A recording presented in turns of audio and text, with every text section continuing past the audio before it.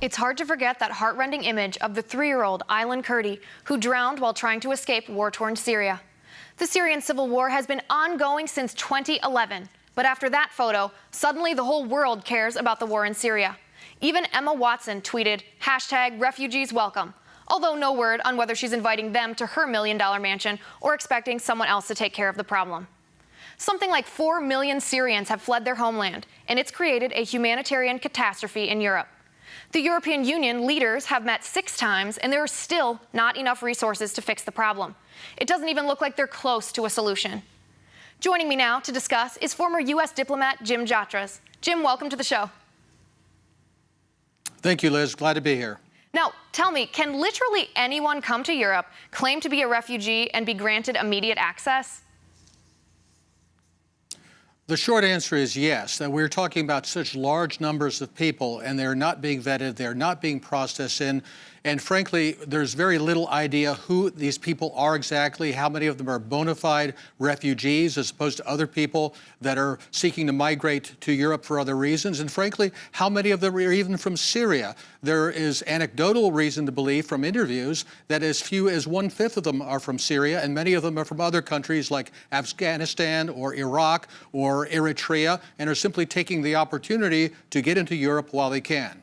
Okay, so there's been a little bit of a question about how many refugees there have been. There have been differing reports of different numbers. In your opinion, how many refugees are there? The one official figure from the European Migration Agency says that there are 644,000 so far this year, just from the route from North Africa to Italy, which seems to be the smaller of the 2 main routes whereby people are coming into Europe, the other one being from the Turkish mainland to the Greek islands like Lesbos, and then up through the Balkans to Hungary and eventually to Germany, which it appears where many of them want to go. So we're talking at least, I would say, well over 1 million, 1.5 million people just so far this year. And I think the real question will be, all right, if these people are accepted in and people in other countries can see, yes, this is doable, you can get there from here, the question then becomes, how many come next year? How many come the year after that? So we're talking about many hundreds of thousands of people. We don't know exactly how many, and certainly we are talking in the aggregate over 1 million, 1.5 million, and the number is growing. Okay. Now, you mentioned that these refugees aren't just coming from Syria, that they're coming from other countries, maybe not even countries that are currently involved in war. They're just coming. What's their goal in coming? Are they coming for terror purposes, for opportunity? What is their goal? Well, again, the part of the problem is here we don't know what we don't know. Since we don't know exactly who these people are, we don't know what their various purposes are. But one thing we can say, if there are any coming for terror purposes, it would be very, very difficult to weed those out because they're not being vetted, they're not being processed, their backgrounds are not being examined. The normal immigration controls are not being followed for the large majority of these people. And again, I would dispute that most of these people are refugees as defined under international law, which means a well-founded fear of persecution. Most of the people, it seems, again, from anecdotal evidence and interviews with the media, are coming because they expect to go to Germany and get housing, health benefits, education benefits. It is even unclear how many of them expect to actually have to go to work when they get to their countries of destination. Right. Okay, let's talk about the safety aspect for a second. So you say that they're not being vetted. What is the process for allowing these people into the country? Is there any background checks, any vetting at all whatsoever that's happening to look into the backgrounds of these individuals?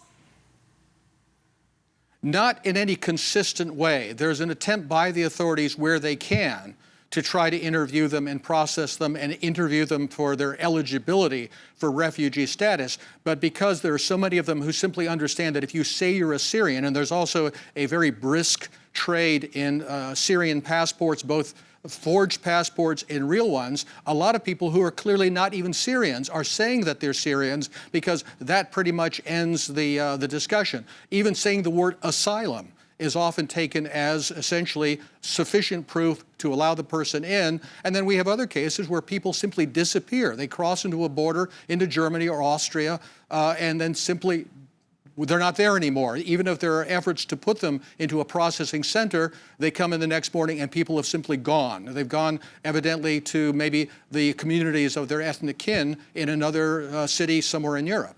All right, so President Obama has talked about accepting 10,000 of these refugees into the United States. What's the best way to go about the safety aspect of this? Whether it's the European countries or here in the United States, how can we best go about accepting people who truly need asylum without allowing people to come into our country without vetting them and for purposes that we are not sure about?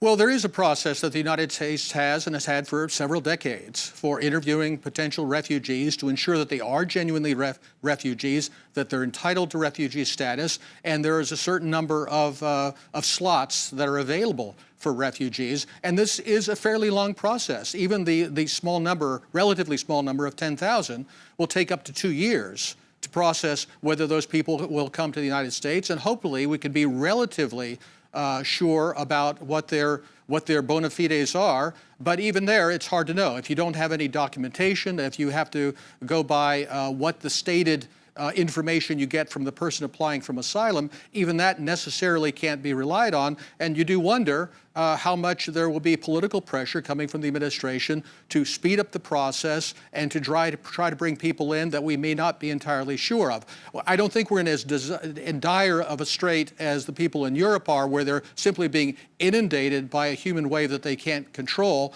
Presumably, the American processes should be able to deal with this in a professional manner. Now, we're almost out of time, so very quick answer, yes or no. Do you think the Obama administration will use that process to allow these refugees in our country, or will he just allow them in? I think he will use the process, but I'm afraid that he will short-circuit it or streamline it in a way that fits in with his own personal political predilections that I don't think will be beneficial to the national interests of the United States. All right, Jim, I appreciate your insight, and thank you for joining me tonight. Coming up, more damning information against Hillary Clinton. The emails just keep coming. Stay tuned.